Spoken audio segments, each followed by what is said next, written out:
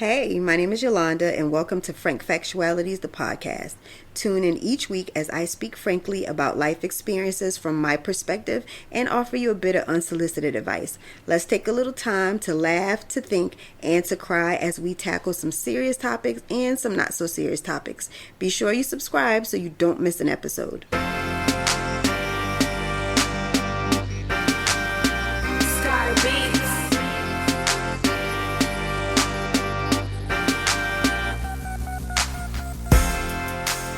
Hey, welcome to Frank Factualities, the podcast. My name is Yolanda. Thank you for tuning into my show for another week and joining me for another episode. How y'all doing out there? Is all well with everyone? I'm pretty sure it is. Life update. Nothing. I'm existing, right? I'm doing just fine. Nothing really major going on. I'm getting ready for my summer break. I don't really have any plans. I know I probably should. I know my son wants to go somewhere, but we all have things. I have professional development things I need to do. He has camps. It's a lot. And I think that I'm not the parent to do like calendars and put it on the refrigerator because I just have one child that's at home. So I really don't have to keep up with someone's busy schedule. But I must say that it gets harder each year to try to remember everybody's appointments. Okay, hey, you got a dentist appointment. He has a wellness check coming up that I'm going to have to reschedule. It's just a lot of things just trying to keep up with. And I am looking forward to, and not as every other parent whose kid is getting ready to leave the nest, right? It's exciting, but then it isn't. So he's not leaving yet. I have one more year. He's a rising senior, so he'll be graduating this upcoming school year. And as a school employee, I just know that time just goes by so fast. Like the year is just going to breeze.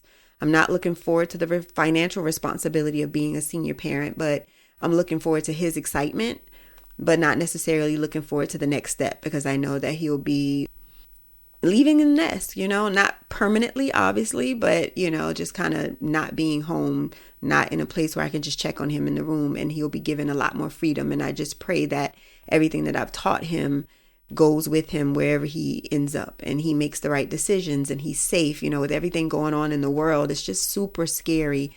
And I always tell people who don't have kids, having children is a gift and a curse. And I hate to say that it's a curse, but it just creates so much anxiety. And if you never had anxiety, you will get anxiety. And it gets worse the older they get. Because when they're young, you get to hold on to them and they don't go anywhere except for when you go somewhere or you're trusting someone. You've done your research on the daycare. You're sending them to schools that you're okay with. You're letting only the people that are close to you babysit them. And they're just in your care 24 hours usually, or where they are. The older they get, then things happen. My son has been misplaced at school. And when I say that, I mean the school didn't know where my son was. They ended up sending him on the wrong bus one time, and no one can find my son. It was my husband who had figured out what may have happened to him. And then he was on a field trip with his school, and they left him at the destination. Luckily, it was a local field trip, and the principal just still happened to be in the vicinity or in the building that they were in. And so the custodian at the building saw my son and asked him what school he was in. He was like, "Oh, your principal is still here." And he went to get the principal, and my son was able to ride home with the principal, and he took my son for Chick-fil-A. Now, mind you, now thinking back, I'm like, Lord, I missed my blessings. Here was 2 lawsuits that I missed out on, right? Yes, my son was safe in both instances, but the fact that when the first case happened, the teacher called me to say, "Hey, I don't know where your son is." And then this bitch went back to her meeting. And when I went to the school to talk to her, because at that time we hadn't located my son, she was, "Oh, she's in a meeting. So you just randomly went back to your meeting? Like you really just told me that you don't know where my son is. He got on the wrong bus and you have no idea what bus and where he's going." So, I know you're thinking, girl, what happened? So they had a gifted and talented program. So they were busing kids from their home school to one particular school that was going to house those kids that were in the gifted and talented program. So that wasn't my son's home school. He was going there every day for this gifted and talented program, which it was located at the school, but he was in an after school program that picked him up from school. So he got on the bus to go back to his homeschool, and but he wasn't supposed to do that. He was supposed to just get picked up from his after school program from that school. But he went back to his homeschool, and it just so happened that the after school bus goes there too. And they saw my son and picked him up because he goes there every day. They know him. He's been going to that particular family who has a daycare and an after school program since he was 1. So, and at this point, he was in elementary school, and they knew him well. So he just got on the bus. So he was where he was supposed to be at the after school program. But he shouldn't have never gotten on that bus, and we didn't know he took a whole nother trip someplace. So, of course, I was thinking the worst. Oh, my God, he is in somebody's neighborhood, or the bus driver's riding around like, where are you supposed to go? And he's like, I don't know. But he was safe. And again, with the situation at the school, they were at a college, and the college was kind of around the corner from the school. And again, the principal was there and got him, and it was all good. But anyway, he's going off to college soon, eventually. That's his plan. That's what he wants to do. I'm here to encourage it. I've already had a child to do that. She ended up going to college in the same city I live, so it wasn't that big of a deal. And to be honest, I feel like girls are a little bit more responsible, even though my daughter wasn't responsible when she went to college. And I give my son way more freedom than I've given my daughter growing up, because he's a boy, and I wanted him to be able to make decisions. So he goes to parties and he does all these other things, because I want him to be in situations where I can guide him through them now, so that when he's all by himself, he has discernment, right? I'm hoping those things pay off. But as you watch the news and you hear about all these things that happen and transpire, you can't help but to be nervous. But you do, and we do understand that the kids have to leave the nest, and they have to live life, and they don't belong to us forever, right? It's our job to raise them and to nurture them so that they can be productive adults. And we have to let go at some point, just as our parents had to do with us. So it's just part of the plan. But damn, it hurts, right? It just feels so painful because they're your babies and you don't want anything to happen to them, but you can't shelter them. And so anyway, enough ramble about that. Let's get straight into street talk. Yeah, what's going on? Let me know. So there's a lot of things going on social media that are just like happening in society, and a couple of things I wanted to talk about. So it's not really celebrity news. It's just community, social media things that have popped up. It's this family, or this mom that I saw report. It's graduation season, so we're really talking graduation stuff on this episode. And there were a couple of things surrounding graduation that had been going on that I want to discuss, right? And then my only level of expertise that I know, because it's my job and I do it every day, we're going to talk about the ins and outs of graduations, right? But anyway, a mom surprised her daughter with a Honda for her graduation, and her reaction made the internet furious, is what the caption says. And pretty much the mom shared the screenshot. I guess she surprised her daughter with the Honda. The daughter didn't seem shocked, and so I guess she sent a text message like, hey, you really didn't seem surprised. The daughter goes into a dialogue saying, you have a G-Wagon. Why would you get me a Honda? That's embarrassing. I don't want the car. I know I don't like it. You might as well take it back. The mama is just like, you ungrateful bitch. Now, she didn't say bitch. That's me being dramatic, but she pretty much said, I worked hard for that G-Wagon. I paid for this Honda cash. You are living in a house that you don't have to pay for. You don't have any bills. And I bought this car flat out, so you don't have to pay for it. That's really ungrateful. So, I'll just sell the car. And she's like, well, yeah, you should do that because I don't want it. And so the internet, I guess, is mad at the daughter, but I feel like we know the kids that we raise, right? You know your child and you know that they're bougie. My son was just happy that he got a car. He didn't care that it was my old car. He didn't care what condition it was in. He just wanted his own transportation. And at some time you have to humble your kids. And the best way I feel like to do that is to give them a responsibility and allow them to volunteer and to help. And I got this idea from my daughter's uncle. He was telling me that he always takes his kids for Christmas time to like feed the homeless and to give back and to do these activities, and he takes them with them. And I was like, you know what? I need to do that with my son so he knows that these holidays and these times aren't always about you, and it's important to give to other people and to see the joy that it brings to be able to do something for other people. And then that will get them out of those selfish ways, because I'd already raised a selfish child. My daughter, to me, was very selfish. And I just didn't want my son to be that same way.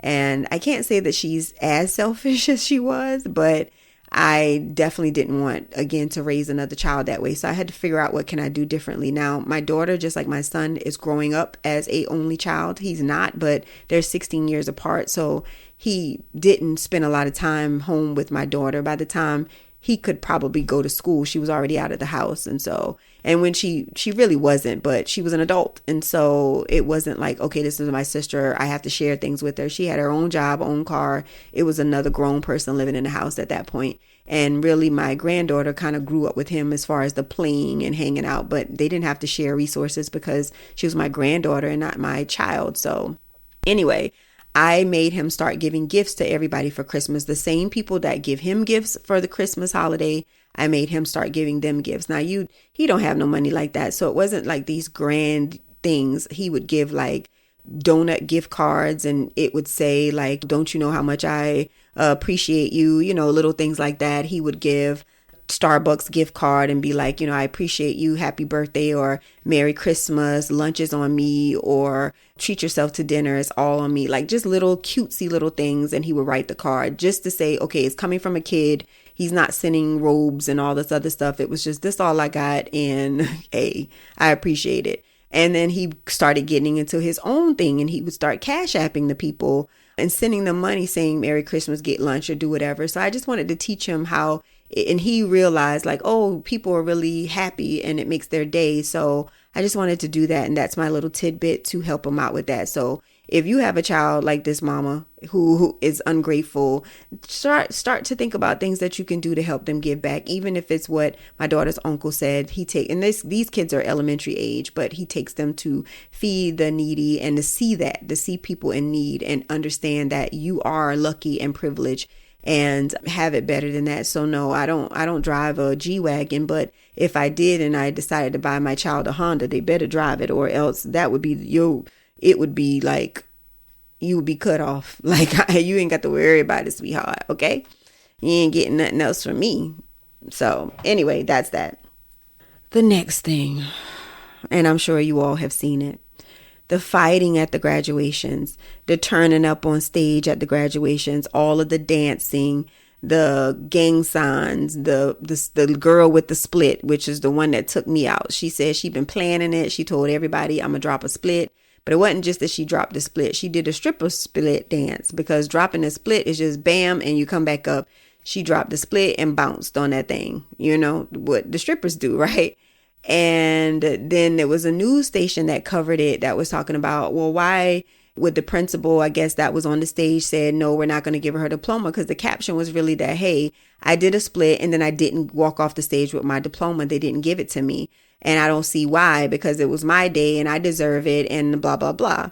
And the comments were even like, I think I realized that the world doesn't think like me when I go in the comment section. Every time about any issue that I'm probably opposed to, or even that I agree with, I go to the comment section and I realize everybody's not that bright, and everybody doesn't have the knowledge that you have to know about these things and understand it. And I think that when you start reading the comments, you realize that, everybody's not that bright, and everybody doesn't have the same values, morals, and understanding that you do. And so, yeah, we're going to talk about graduation. So I saw the girl that split. I saw two people who were in robes fighting on the floor of graduation. And then I saw what I thought two separate strangers just fighting. Then we find out that they were it was a father and a son. It wasn't two strangers. It was, they were there to see the father's other child, which would have been this guy's brother.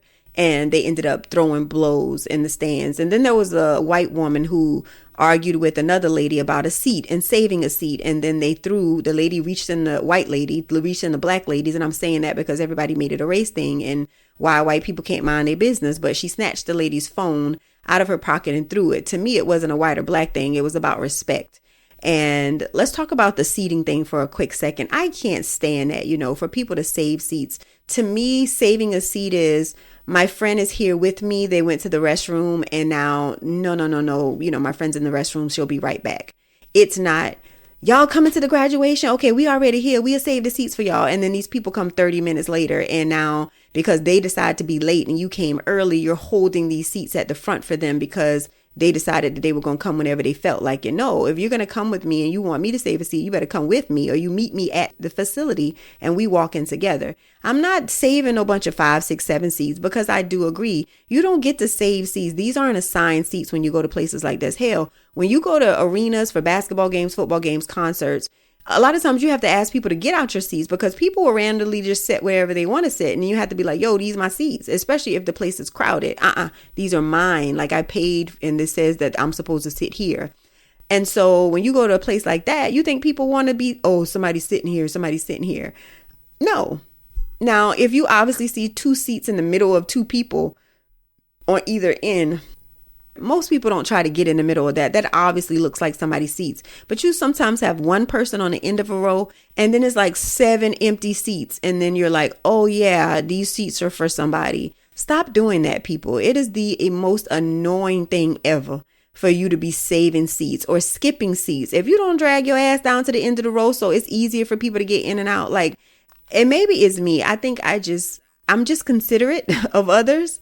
And I think that's a flaw for me, because I don't see nobody else doing that. And I just can't stand it. It's just selfish.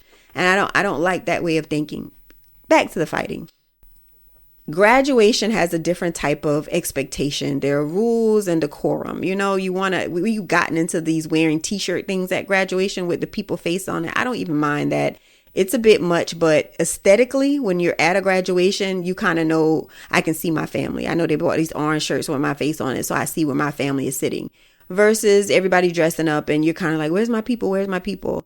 But all the hooting and the hollering, they haven't talked about that on social media. But if you've gone to a graduation, the yelling, they always tell you, hold your applause that everybody's name is called. And people's like, no, I'm going to yell for my baby. And you never think about how it comes across, because all you care about is celebrating your child. But as someone who calls names at graduation, because that's what I do. I've been doing it for years now. I can't even count how many years. But when I tell you it's been at least 10 that I've called names at graduation, I can tell you sometimes I can't hear myself say the name. Now, if I can't hear myself say the name, that tells me that whoever that child is, their family can't hear me say their name. So while you still yelling for your child, whose name I've already called, who just happened to still be on stage because they just took a picture and shook a hand, you need to shut up so this family can hear it. If nobody cares if you do a quick, woo, all right. But all that, that's my baby. Hey, you better walk, son. That's what I'm talking about. You made it. Oh my God. Now, mind you, I done called about 3 names since your child done walked across that stage, but you still yelling till they get back to their seat on the floor. How inconsiderate. The gall, the audacity. Like, shut the fuck up already. I mean, sometimes I have to lean over like, lady, you don't see me talking? Like, I have to look over in the direction of the people that's yelling like, yo, I'm trying to finish up over here. And the people just really be yelling. And again, you just selfish because you don't think about the other families. It's so unfortunate. And now those people don't get to hear their loved ones even scream. If they wanted to hear that, you don't get to hear it. So they mess up these people's special moments because of the length in time in which you choose to celebrate. It's ridiculous. Now, as far as why that baby not getting her diploma. All right. So let me share for you. We've all, right, have participated in graduation, but things change over the years. Nothing is never always the same, but also you participated in it. You weren't behind the scenes. So, I'm on the back end of graduation now, how it plans out. I've participated in graduation. I've gone to graduations with my children, but now I get to be a part of the program and the planning of it all. We have 3 days of practice, y'all, 2 at the school and 1 at the college that we're actually having the event. You tell the kids how they're supposed to walk across the stage. You go through it with them. I even call names during the practice. Well, the last one. No, this time I did it all 3 practices. But normally at least 2 of the 3 practices, I already called the name out. You got the people on there shaking their hand, telling them where they're supposed to stop and turn to take the picture, all of this. The principal gives strict instructions about what decorum is supposed to be like, what you're supposed to wear, what you're supposed to do. They tell them not to show out. A lot of times they tell them, if you show out, I'm holding your diploma. So now let's talk about this diploma. They usually get a diploma cover. Some schools have the actual diploma in them. Some schools don't. Our school doesn't have it in there. Over the years, there's been too much mix up. Like, you don't give the person the right one. A lot of times those covers might have their name on it engraved. Sometimes there's a label on them. But we don't do it. It's just been too many issues. So the kids actually have to pick up their diploma usually the next school day. So this time that school day fell on a Tuesday. So graduation was on a Saturday. They had to come back that following Tuesday because Monday was a holiday for us to come get their diploma. And we already have them packaged in like one of those large envelopes, and they just come sign for it and pick it up. So for somebody to say I was planning it and I told everybody I was going to do it, you clearly didn't tell the principal because she was the one that didn't hand you that cover. And if you had told her that, I'm sure she would have told you not on my stage. And so for you to do it, it meant that you went against direct instruction. Now, for those people saying, but that's her diploma, she earned it, why are you going to keep it from her? If that principal would have allowed her to get that diploma after busting that split, then she would have had to worry about every other kid who came after her doing the same thing. Because what was the consequence? There was no consequence for it. So I could just act a fool and nothing gonna happen, and she just gonna hand me my diploma, and I know I don't have to go back to that school and see her again. So I'm gonna turn up. And now the graduation becomes a circus, because at the end of the day, it still has to be decorum. It's a program, so you still got to hold yourself together in it, because and normally, at least with us, there's a time frame. Usually there are other schools that are coming in after us to do another graduation themselves. So we got to get in and out. We don't have time for the coonery, and now that holds up the process of it. So yeah, no, you got to set a standard, because if you don't, the kids are going to act the fool every single time. And I don't expect you to understand if you don't deal with them on a regular basis, but if you give them an inch, they're going to take a mile. Okay. Number 2. And this is a hard pill to swallow, but this is for everyone who has a high school diploma, a college degree. That certificate is just that, a certificate. It's literally a printed certificate.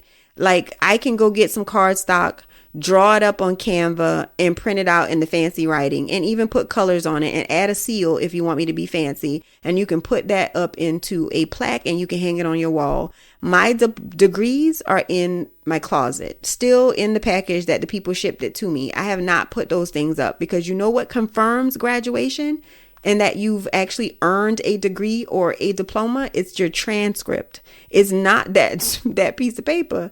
That diploma that you get, that degree that you get, that's a big certificate. That means nothing. We actually pay about 20 cents to have a company print those, right? It's the same company you get your varsity jackets from. It's the same company that usually orders your rings for your classes. The same ones that you can order your senior supplies and your graduation invitations from. Yeah, those are the companies that usually the schools order those those diplomas from, right? That's it. So just like you order them, the State Department of Education usually has the option on there that you can order a duplicate. So if the school did hold her diploma, all she had to do was go on probably the State of Department of Education's website and say, let me order a diploma, a duplicate diploma. Yes, you would have had to pay for it, but if it meant that much for you to turn up on the stage, then you could have dealt with the consequences and just order you another one. But now, and then we be doing dumb stuff. So I'm going to tell y'all I think it's dumb, because I know it's dumb, because I now know that those things don't matter. Now, back then I didn't know that. But that plaque y'all get for your diploma, that must be for your grandma or for your mama.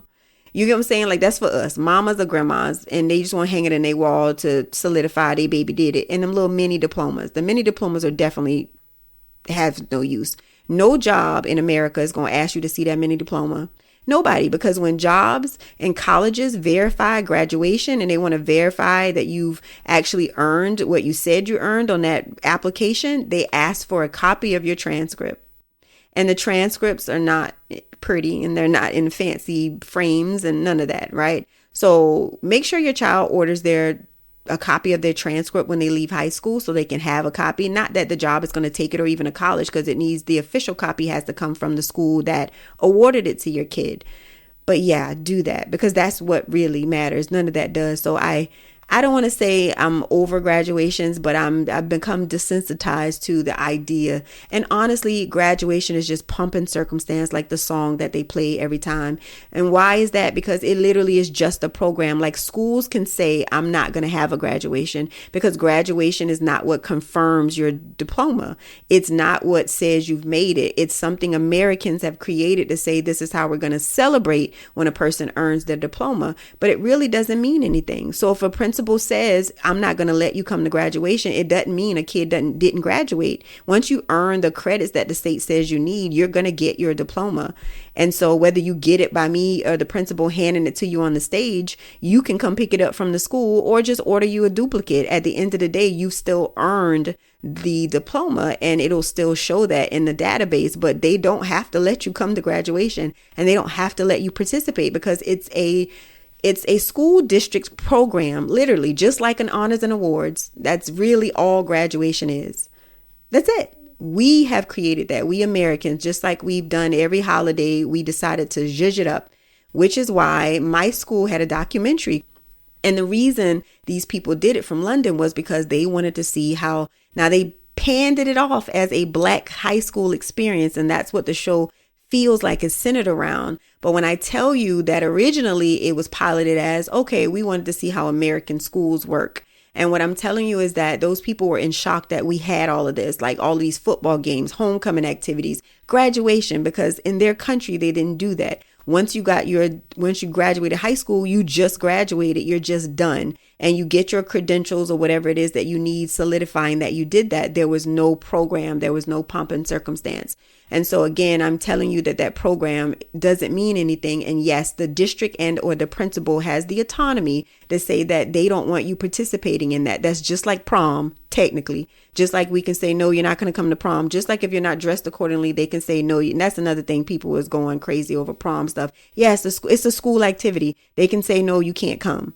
And normally those rules are set prior to. Everybody feels like the rules can be bent because it's their child. Everybody feels like that. And when it comes to people's money and kids, they always expect for you to bend the rules. But no, the rules are set for a reason, because if you let one, you have to let all. That's how that works. And for a school that has thousands and thousands of kids, you can't afford that.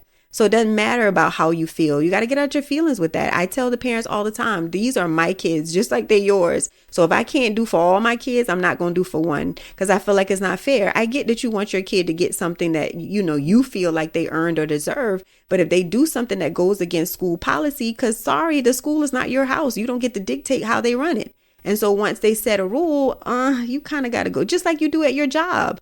And it floors me every time that people think that schools don't have rules and that they're not governed by a body. And yes, sometimes it goes higher than just your district, because I hate when they'll be like, oh, I'm going to the district. Some rules are state rules, and even the district can't trump that. Like in South Carolina, we have a no cell phone policy, so the kids can't have cell phones in schools. Well, that wasn't a school decision or a district. The State Department of Education, the South Carolina Department of Education, put that law out that all schools can't do it. Now, do schools supervise that differently? Absolutely. But the rule is still the rule. So when the parents were upset, well, it's not my policy. That's why it's important to vote, because the people in power decided that. And now the schools have to enforce it and figure out how to enforce it. So it's important to know where these policies are coming from. But what I can say is nothing is happening under your nose that you don't have access to. With education, especially public education, that means the information is public as well. So all of the rules, policies, and procedures, it's all public. You can find out everything you need to find out. Everything is in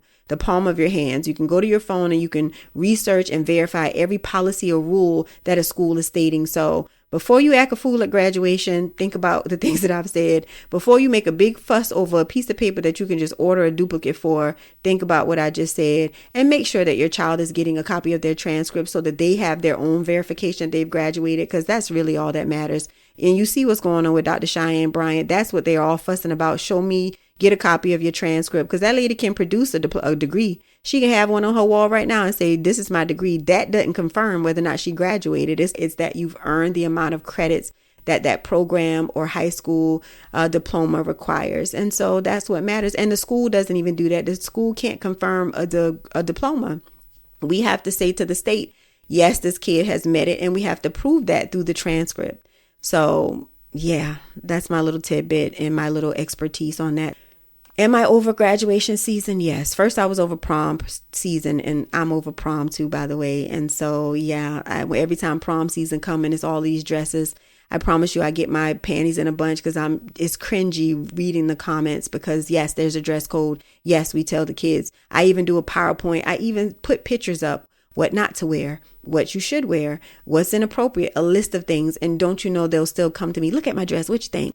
It happens all the time because what our rules are may not be what the rules are in your house. And if your kids are at a school similar to mine, a lot of times these kids are doing this stuff on their own. They're buying their graduation stuff. They're buying their prom things. And so their parents aren't involved in this process, and they can buy whatever they want to buy with their own money. They don't always have the necessary judgment to say, well, maybe this is a little too low. Maybe I shouldn't go this short. So anyway, that's my little tidbit. That's my rant. Stay safe out there, y'all. That's my time. So until next week, I'll holla. Bye.